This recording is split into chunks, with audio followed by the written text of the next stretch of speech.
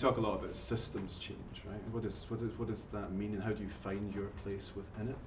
I think so pre-Enlightenment, certainly the big organizing principles were around faith, right? So that the Tom Holland writes about how Christianity has been the big kind of motivational force, just getting people organized and coherent and getting them all moving in the same direction, and picking crops at the same time, and all turning up to the same place.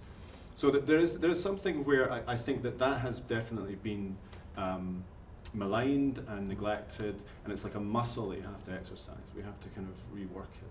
I'm interested in that sense of a kind of the muscularity of it. Like actually, it's something you have to. It's hard work, and actually, when you kind of drill down to it, it has to be deeply kind of practical.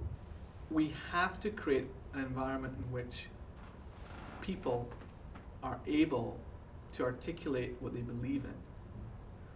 And let's face it, there's no way we're going to win in the decisive decade without faith. Because what we're trying to accomplish requires sources of strength from all places that we have to harness. And it's not like this hasn't been done before. I mean, civilizations before us have accomplished great feats. And what we need to do in the next 10 years is a great feat. We need to transform almost every single part of our society to remove carbon, to transform our education systems. And Kim talks about this. It's not just about emissions. It's about so many parts of our way of life that's not working. And it's a sustainable development goals too. I mean, those goals don't just challenge us to deal with the climate change targets. They also challenge us to ensure gender equality. They also challenge us to ensure that there's a fair share of value being created throughout our economic system. So all of these require us to look inside at what we value, look at the principles that are organizing across our society, and figure out what is it that we all share.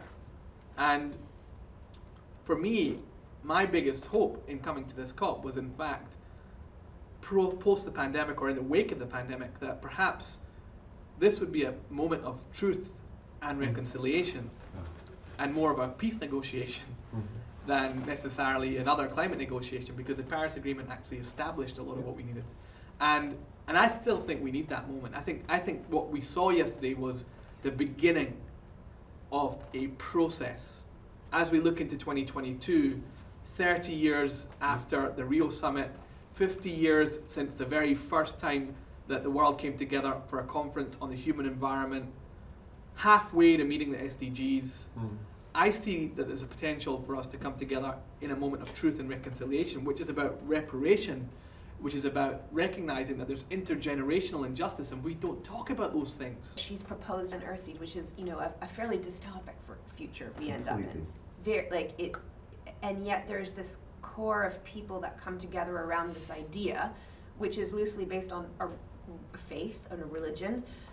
But what sits behind it is why it's so important to have one in a time of chaos and of things falling apart and disintegrating and challenging and the worst in people coming out in many places.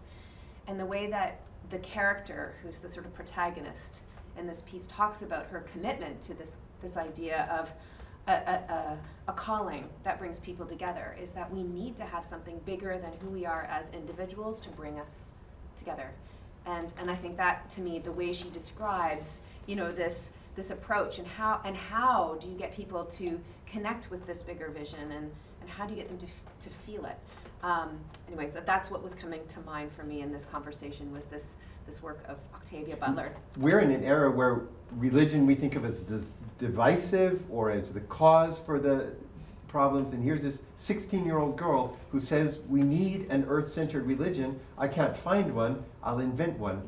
And then as I walk with no place to live, people gather together around these values until they find a farm in Northern California, where I come from. I haven't finished the book. Oops, sorry. Spoiler alert. But begin to live an earth-centered religion with their hands on the earth.